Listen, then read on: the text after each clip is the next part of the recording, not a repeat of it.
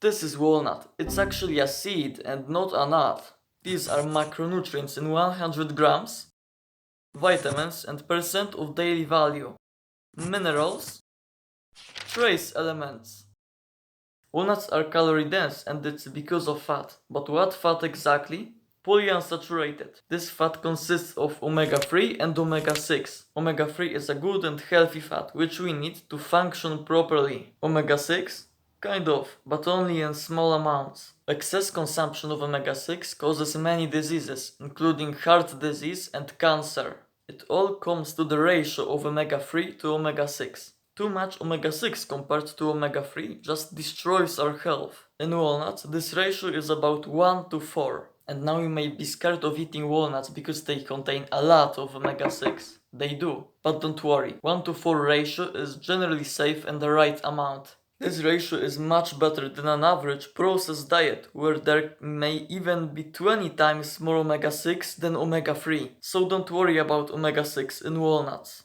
Walnuts have 15 grams of protein in 100 grams. This protein is incomplete. What does it mean? A complete protein has all protein amino acids in good amount. An incomplete protein doesn't have all amino acids in good amount. Liebig's law of minimum applies here, or in my words, something is as good as the worst aspect of it. Walnut lacks lysine amino acid, and that's what stops walnut protein from being complete.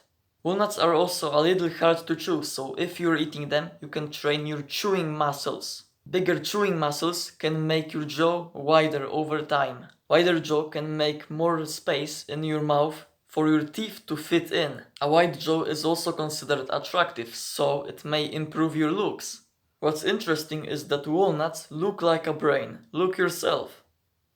And they are good for your brain because they contain omega-3 fat. About 9000 milligrams or 9 grams in 100 grams of walnuts. That's one of the best omega-3 sources that exists in nature. But sadly, omega-3 in walnuts is LAL, the weakest form of omega-3.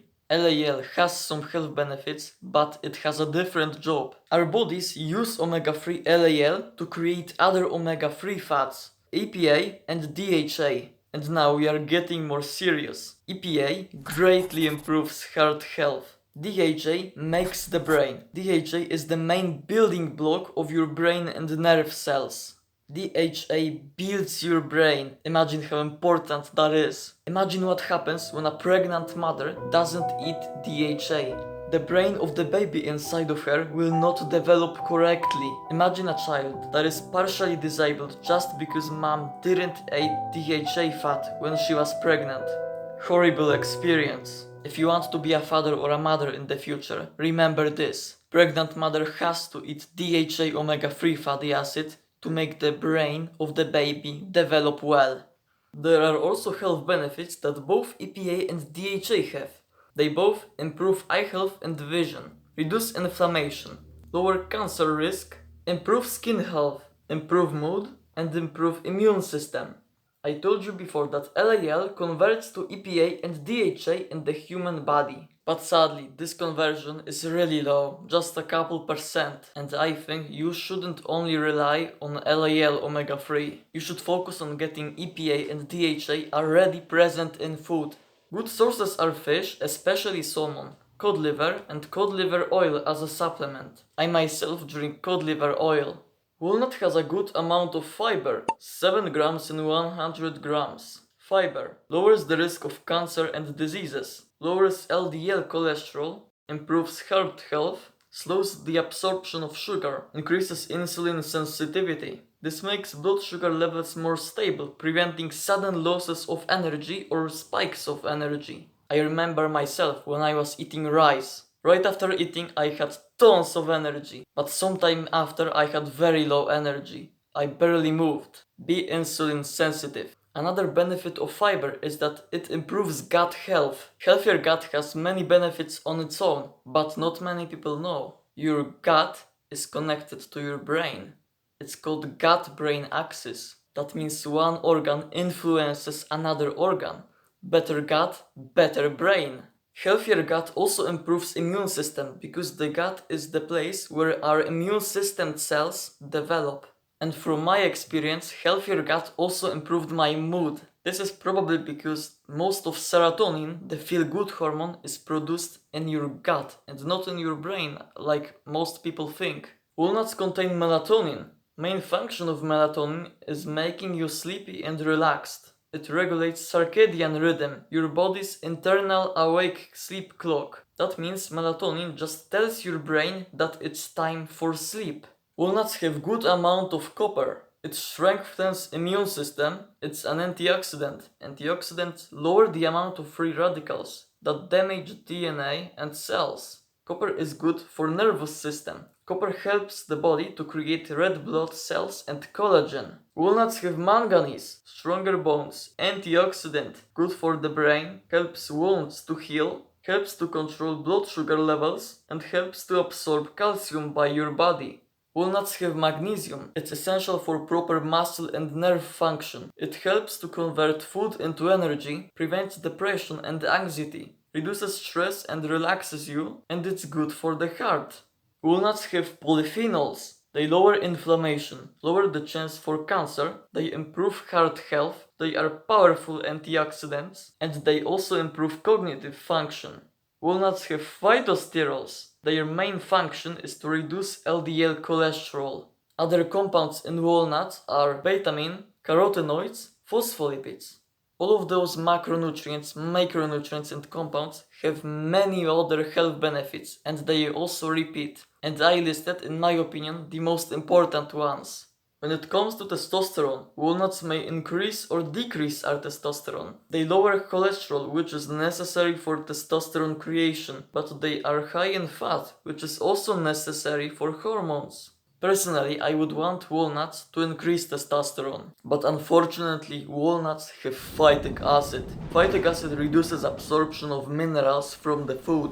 Because of phytic acid, we will get less health benefits from eating walnuts, but soaking them in water is shown to lower phytic acid content. This is how to soak walnuts. Prepare a glass with water, salt and your walnuts. Add salt to the water in the glass and mix it. Put walnuts in that water in the glass. Make sure they are completely submerged in that water. Wait about 8 hours. Now the walnuts are soaked. Take walnuts out of that glass and wash them to clean out the salt. And now you can eat your walnuts with less phytic acid. I advise you to eat them shortly after soaking because fungus likes to create on wet walnuts. You can also dry your walnuts. I never did this, but from what I've searched, dried walnuts taste better and go bad slower, so you can store them for longer. There are also many ways to dry nuts. I never did this, so I don't give advice on this topic. But I know that Google or ChatGPT can help you with drying your walnuts. It is often said that walnuts improve memory. That's true. Walnuts contain omega-3 and they are just healthy overall. That's why they improve memory. They improve brain health and brain health affects the memory. Simple. Ways of preparing walnuts. You can eat them raw but chopped into smaller pieces, as walnut butter, toasted in oven, and you can also use walnuts in baking, for example baking a cake. There are more ways in which you can eat your walnuts, but those are in my opinion the most popular ones. The harvest season for walnuts is in autumn, August to October. During this period of time, you can buy walnuts cheaper and they will be more fresh. This might affect their taste. Walnuts grow on trees and they are pretty common, and there is even a possibility that one of the people you know in life may have walnut trees in their garden. And remember, it's probably always better to eat food that is natural, without all the chemicals, pesticides and estrogenic things farmers put to mass produce something. One mature walnut tree may give birth to around 20 to 50 kilograms of walnuts per year. I didn't test it, but that's what I've searched on the internet. As of 2024, the two main producers of walnuts are China with about 50% of all the walnuts produced and the USA with about 25%. But it was not always like that. The first walnuts were grown and eaten around the Caspian Sea in Persia, today Iran, about 7000 years BCE. After that, the Romans in the Roman Empire got interested in walnuts and they started growing them too. they liked the walnut's taste and the health benefits they observed. They introduced the walnuts to the rest of Europe by trading them. Soon after, the majority of Europe knew about the existence of seed called walnut. During the medieval era, walnut was already very popular food on the planet.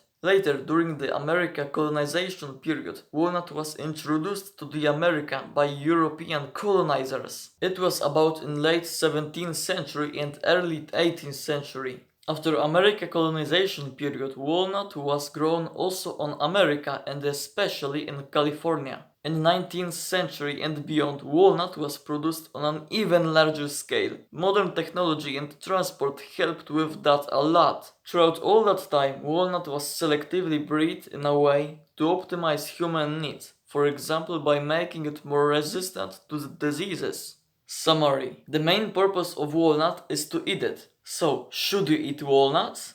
They are overall a healthy food which, in my opinion, you can eat on almost every diet. Walnut is personally one of my favorite foods. And remember, as a fun fact, walnut is actually a seed in a drupe and not a true nut. But you shouldn't blindly believe what I say. You can do your own research and decide yourself if you are going to eat walnuts or not.